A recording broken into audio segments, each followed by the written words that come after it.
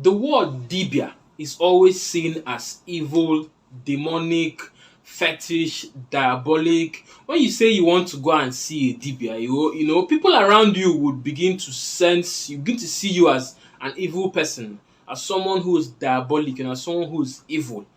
And all that negativity and evilness, if I put it that way, that is attached to the name dibia or to the image of a dibia is as a result of our what's the word now? Our meeting with Christianity, and also Nollywood plays a great role in that image of a dibia. Now, with this said, in the band, I would like to welcome you to another interesting episode at voiceofthesun.com. It brings us to the question, who is a dibia and what are the roles of a dibia in Ọdịnanị Igbo as pertaining to Ndi Igbo? Now, the word dibia, the literal meaning of the word dibia is doctor. The word dibia, the English version of that word is doctor. And a dibia in Igbo Ọdịnanị, cosmology, spirituality, is someone, a man or a woman who has vast knowledge of nature and spirituality. They are gifted people. They are people who are divinely gifted, to help us in Ndi Igbo. And they operate with what we call agudibia. This we might discuss in a subsequent video. I would have to bring people who are more knowledgeable on this. And so, like I said, dibias operate with what we call agudibia. And agudibia is a divine gift given to specific people. There is this misconception that dibia is just one group of people, and they are bad people who wear red clothes and tie red wrapper, stay in dirty places, kanzunanya, and this is a notion that has been promoted by what we basically see in movies and certain other forms of media. So now let us get into who and the types of dibia we have in Igbo land. Now, first off, we have the dibia about dibia mgbọrọgwụ na mkpa akwụkwọ, or what you call dibia mgbọrọgwụ na mkpa afịfịa. These are herbalists. They deal with roots, herbs, and natural supplements, and they use this to kill and cure sicknesses. So, dibia mgbọrọgwụ na mkpa akwụkwọ is basically a herbalist. And then we have Ezemo. They are the chief priests of oracles, deities, and they serve as mediators between Anyanwabu Ndi Igbo and the various oracles and deities we have in Ọdịnanị Igbo. They serve as mediators between we and our ancestors, various deities, Ogugu, Anna, Anyanwụ, Agbala, and the rest of them. And that is the second group. First group, dibia mgbọrọgwụ na mkpa akwụkwọ. Second group, Ezemo.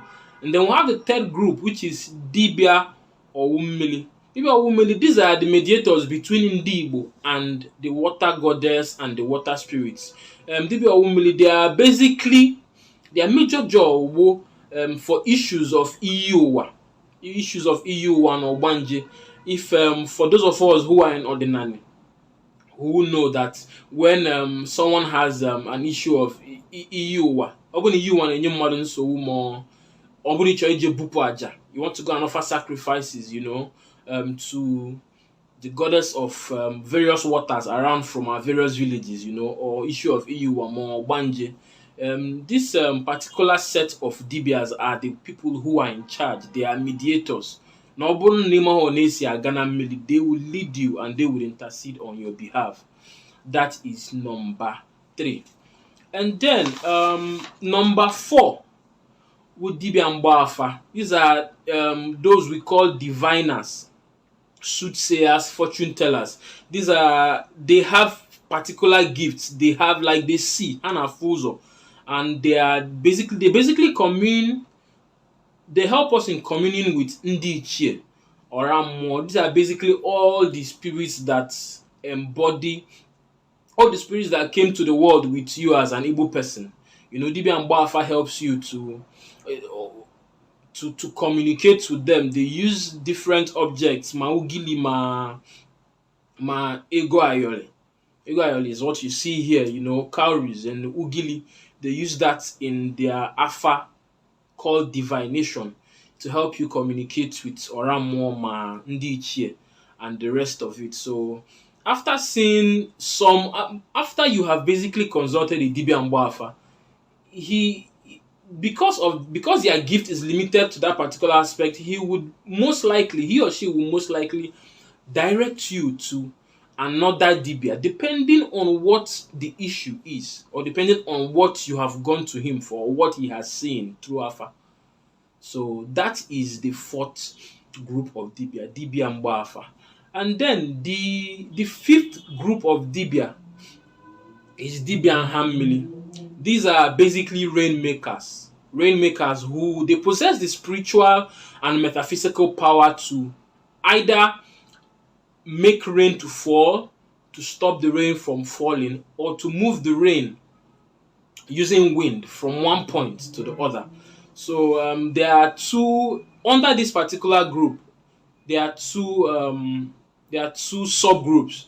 Ndị na-achụ mmiri, ndị ọlụ ha bụ their work is basically ịchụ mmiri, and that's they cause the winds to blow and they shift water from one village to the next, or from one part of one village to the other.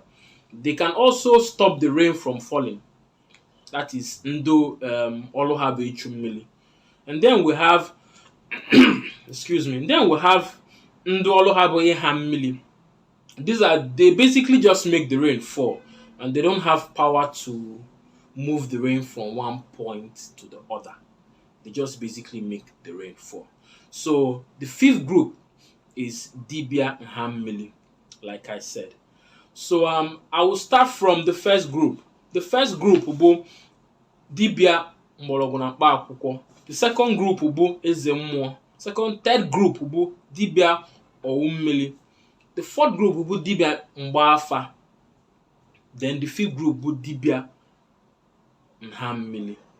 These are the 5 groups of Dibias we have. One of my Dibia friends actually said that there are more groups, so more groups of Dibias. But for now, as far as Moma I have studied, this is the 5 group I have been able to understand their gifts. And the good thing about this, the unique thing about Ọdịnanị Igbo is that these gifts don't all come in one person. There are people who have 1 or 2 of these gifts. There are Dibias who have 1 or 2 or 3. There are those who have just 1 of these gifts. It is rare to find Dibias who have all of these gifts combined. So because these gifts come as they are divine gifts. They are given at birth through lineage. There are those who it has been ordained that in their lineage there must be a Dibia. In every generation there must be a Dibia. So onya locholo ofo Dibia ya dolo onwona ofo Dibia ho as an Agwu Dibia, the gift itself will go into someone else that is born into that family. Onya autonite obunite kwa ofo Dibia nke onye ọzọ dewelu will continue the work that Ndi Ichie Chukwubinigwe Agbala all Oramo Nine has assigned him or her to do. So this is what a Dibia is, and there is no need for you to fear a Dibia. They are gifted, and in our Ọdịnanị Igbo, which is our own ancient way of communicating with the divine, these are our priests. These are those who are gifted. Now, I'm not saying that there are no bad people, bad Dibias. Just like how we have bad pastors, bad imams, good and bad pastors, good and bad priests, there are bad people everywhere. So we also have bad people who are also Dibias. The knowledge of good and bad is in spirituality. There's always knowledge of good and bad. In knowledge of nature, people know a herb that can kill you, and they also know a herb that can cure you. just like knowing venom and anti-venom.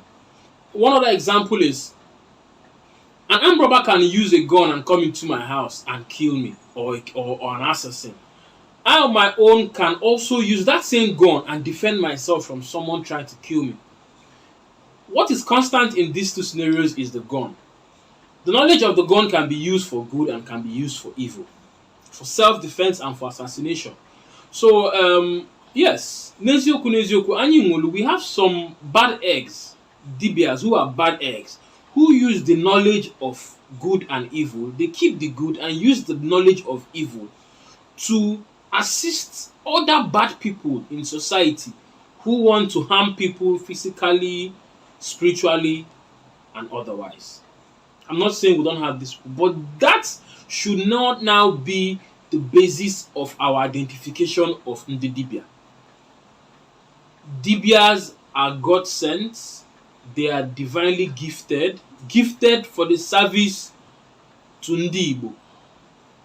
And so whenever you hear someone say ana m aga afu dibia, ịjụọ ya ke dibia ị na-eje afụ, o dibia mgbọrọgwụ na mkpa akwụkwọ, or dibia ị na-eje agba afa, or what? Just, and this knowledge should just flow. Ijefu dibia abụghị ya na-eme na nzuzo. I noticed that we noticed that in Ọdịnanị Igbo, because of how much we've been persecuted, the ancient religion of Ndi Igbo have been persecuted. People now often like to hide. Ordinary as a spirituality should be done openly. Should be a place where you teach people. You teach your people around you what you're going to do, because it is for the betterment of yourself and your family, both physically, spiritually, culturally, and otherwise. So with this, I will come to an end of this episode. I remember my humble self, Chukandune Soku. I'm an editor and a teacher at voiceofthesun.com. I'm open to your comments, your opinions. Feel free to comment, feel free to send your opinions. You can send me an email at newsdesk@voiceofthesun.com, or you can comment wherever you find this video on YouTube, Twitter, Facebook, wherever. We're open to your own opinions about this topic. Yeah, so this is where we'll come to the end of this particular episode. I hope to see you on the next one, where we'll discuss topics such as this. Ndebanye there, man.